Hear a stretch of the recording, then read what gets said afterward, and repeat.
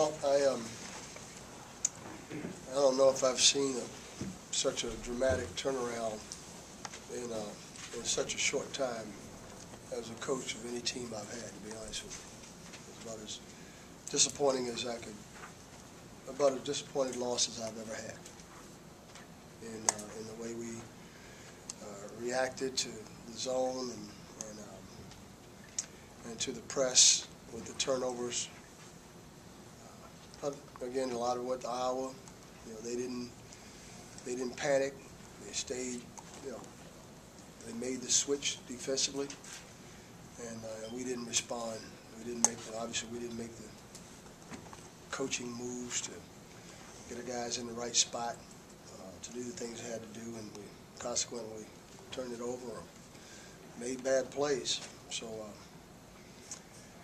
any questions? Coach, you had Mbakwe going early in the first 8 minutes, and then after that he kind of disappeared from the game a bit. What happened to him? Well, he missed free throws, missed baskets inside. I don't know what else to tell you. With Andre, you know, he got into foul trouble when he got back in the second half. It seemed like he wasn't the same. No. Well, he's having trouble defending people off the dribble. That was our problem with Rodney. Aaron White was just going by us like we weren't there. So it was very little defense being played. Once they started to come back and taking us off the dribble, but that's been our problem a lot this year. When you practice the zone, and I mean, when you guys simulate it, do you feel like you do a good job of that? Did you feel like you guys were prepared coming in for the zone? Yeah, we did a good job. We dummied some things yesterday where we just shell and we played against the press. But it's a different story. You know, they do a good job in it. They're very aggressive and very physical. And it boils down to the basic fundamentals of coming to meet passes. And I don't know, you know, or just not being in a hurry, being more patient. So, you know, we do the normal things we do with any team, you know, as you prepare. You know, and L.A. Elias is our best player against versus his own because he's willing to pass it. He's willing to get in the gap. You know, we had some opportunities, and we beat it a couple times and got our shot block or at the rim, and then we were pretty much intimidated after that.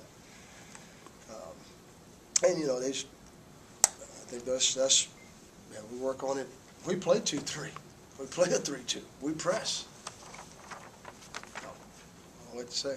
Do you feel that their press coach took away your aggressiveness, and then that carried over to your half court the way you were attacking? Absolutely, absolutely. It slowed us down, made us have to think, made us have to take more time.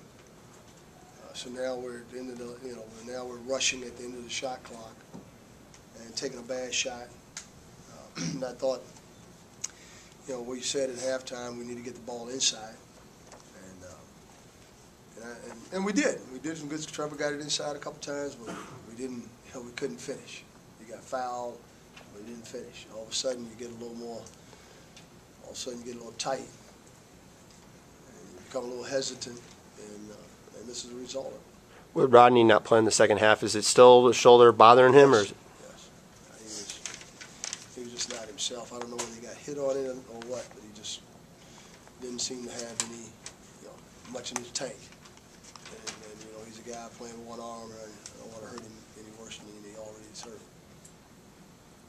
You obviously saw how dangerous Iowa could be when you had him up there. Did you ever get the sense that they could play as well as they did for about 30 minutes today?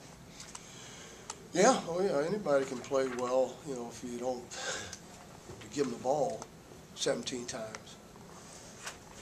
If you don't take good shots. If you don't play with patience, with poise. But, you know, they still made the shots, and they shot it extremely well, 61% in the second half. And didn't miss a three in the second half, and were very, they just shot the ball well. And that's, when you combine that with our lack of execution, this is what happens. They played extremely well. Do you feel like the guys started to panic at all down the stretch when they weren't able to get anything against the zone? Oh yeah.